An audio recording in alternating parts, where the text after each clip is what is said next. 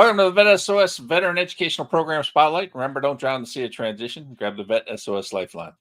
Vet SOS is brought to you by the Who You Know Network and is a proud member of the Parade Deck community. I'm here as always with Dr. Hira. How are you doing today, Dr. Hira?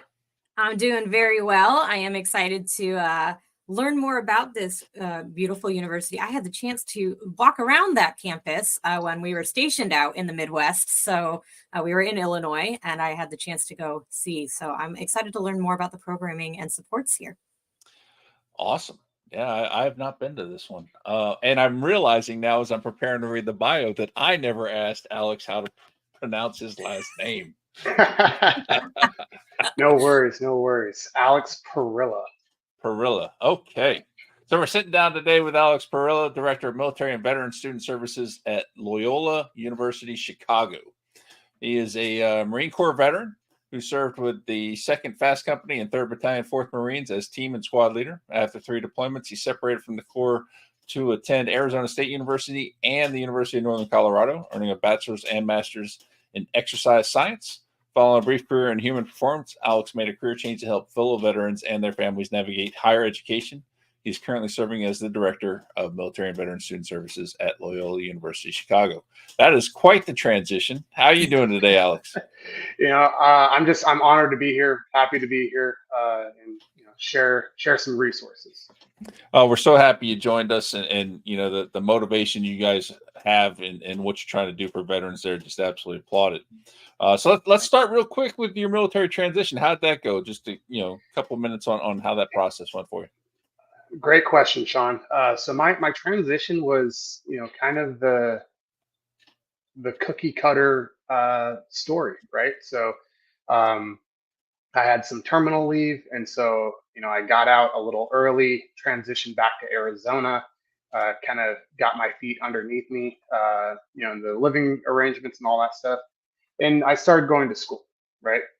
But that's about the extent of my plan, right? Didn't really know where my resources were, where my allies were, where my advocates were.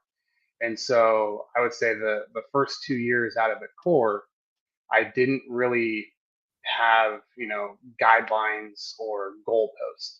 And so that's really where I struggled. But, I'm here doing what I love. So doing okay. That's a story we're familiar with, that lost feeling and trying to figure it out. So tell us how this path happened to working in higher ed, because it seemed like you were on one path and then all of a sudden just hung a sharp left and went in a totally different direction. Yeah. So my transition into higher education is pretty unique, and like you said, it was a pretty sharp left turn. So I was working on a DoD contract in the Baltics overseas. And my roommate at the time was the quintessential career special operations guy. And, he's my senior in so many different ways, with the exception of veteran benefits. Now, when I'm working this contract, I'd already been out of the Corps for about, a dozen years, and he had just separated. And so, on nights and weekends, just hanging out in our flat, we'd have conversations about, education benefits or disability claims and, the trials and tribulations. And so, we're wrapping up our program, and he says, you're good at coaching, right? Like you're motivated, you have the programming down, but you're passionate about working with veterans. Like, the way that you break things down, like you need to look into it. So we rotate back to the States, and the Loyola job opened up. And so my partner and I decided to give it a shot, and, been hooking and jabbing for 5 years here in Chicago now. That's awesome. That is quite the transition, but it's also awesome that someone saw in you, and helped lead you there, so. That's pretty cool, Dr. Here. Yeah. And I think a lot of times, people, that thought of like, how can this be applied in different industries? And, again, coaching, teaching, instruction, it comes in many forms at different levels of higher ed. It doesn't just mean you have to be in the classroom, right? Absolutely. But with your student body there, how many students are military connected? Yeah, so there's about 360, right? And that includes our active duty, guard reserves, Mm, our veterans, spouses, and dependents, as well as our ROTC. great. Wow, it's a pretty big group. And do you have a space where everyone can kind of congregate and connect and get those resources that you're talking about? Yeah, so that's our new pride and joy, right? So last year we were actually awarded a Department of Education grant that allowed us to expand, our professional staff, but also open a new center, right? So we went from about 100 square feet of, a veteran space to just about 2,400 square feet. So massive new space where students can come in to get their questions answered about benefits, connect and do homework, or take a nap or grab a cup of coffee. Hmm. The whole gamut right there in one. I love it. Yes, Um, yeah. so what kind of things are you guys doing on campus for veterans, like or special orientation, different programs, events, things like that? Oh, great question, Sean. Thank you. So we do a lot, right? I would say the quintessential thing is we actually we host or hold a 1 credit seminar for Yes. all of our new student veterans that are transitioning Okay. into the university, right? And so this is a credit bearing class. We meet once a week for 50 minutes, and the entire curriculum is developed around transitioning, right? And so Oh wow. it might be their first term back in higher education, or they might be transferring in from, a local junior college. Mhm. But we're going to talk about everything from time management and study skills, and dive a little bit deeper into optimizing the use of your education benefits, Nice. right? Some veterans, that are on the post 9/11 GI Bill, they're only concerned about that BAH rate, right? Like I need to get paid, awesome. But if you exhaust your benefits before you graduate, right? Like you're not setting yourself up for success. And so, we do a session on that, or we have outside presenters that come in and talk about the VA home loan and Mhm. what to consider if you're looking to use your benefits, right? So that's the central piece. Some other elements, we host a salute to service basketball game, right? That happens right around Veterans Day, and that's kind of our signature event in the fall time. We get Nice. our, the basketball team shows great support. We get our alumni to come out, Nice. and really that's the connection that we want, right? Is Hmm. the veterans that are in the industries that our Yeah. current students are in, right? And so, sharing those stories, creating that community is a big piece. And the last piece I'll touch on is we're actually in the process of launching a veteran advisory council. Oh, Nice. And so this is a 13-person council made up of different administrators and faculty members across the university. And their intent is really twofold. One is to advocate on behalf of our student veterans and our military affiliated students.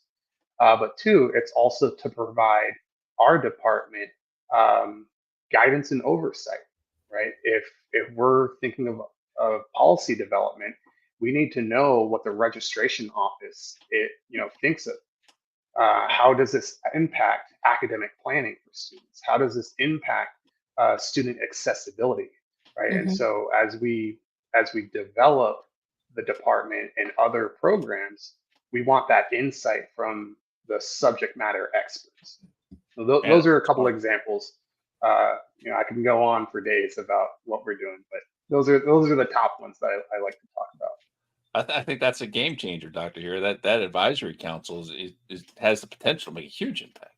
Well, definitely. And I think, again, these schools are big systems, right? And so there's always going to be a Mhm. ripple effect. And you can't, I remember working with some students and they'll be like, well, why can't it just be this way? I'm like, well, if you remember from when you were in, did change happen overnight? No, there's a lot of people who have to weigh in. There's a lot of things to consider, and so, creating the opportunity too, where the college or, your university is feeling welcomed in, like, hey, we know that there are these other people who have, expertise, as well as this is a ripple effect. What we are thinking we're going to do is going to implement, and maybe we have to consider, how that's going to affect the operations of your office. I think sometimes we've seen that people come in and they want to change the programs and do all these wonderful things for veterans. But again, how does it fit within the bigger system? So it sounds like you're taking that approach that is very inviting, and it's probably creating a lot more collaboration throughout your university than just saying, hey, I want it this way and this is what we need to do. So, it's wonderful to see that. And it's a model for, again, many schools to follow of how do we create these veteran inclusive practices that are considerate to the universities and colleges, right? Because we want to make it work on all ends. So that's wonderful to hear about. And I love the credit course. I think when you create a space where they can come in and it's not like, hey, we've singled you out, like you need the help.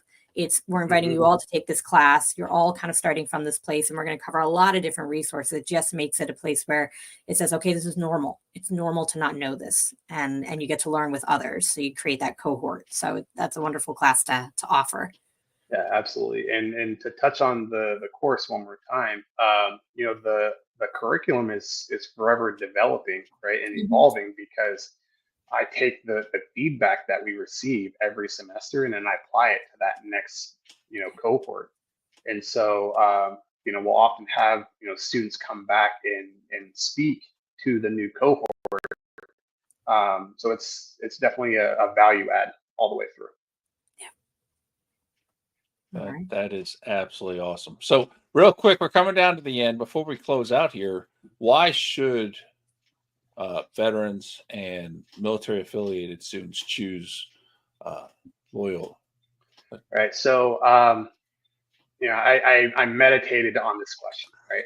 And here's the long and skinny of it. So just over 500 years ago, there's this guy named Ignatius of Loyola.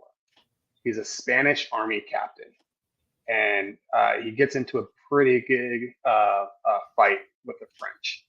And so he gets injured, and during his recovery, he goes through this conversion, and he finds God. He's the founder of the Jesuits. Loyola University is a Jesuit institution. Our values, our principles are predicated on the same values and principles that all of our service members seek out, right? Service for others and being with others, and that higher purpose is really like the focal point of the university. And the staff, the faculty, everyone that I've worked with over the last 5 years, they're always motivated, and they get excited to work with our veterans and our military affiliated students.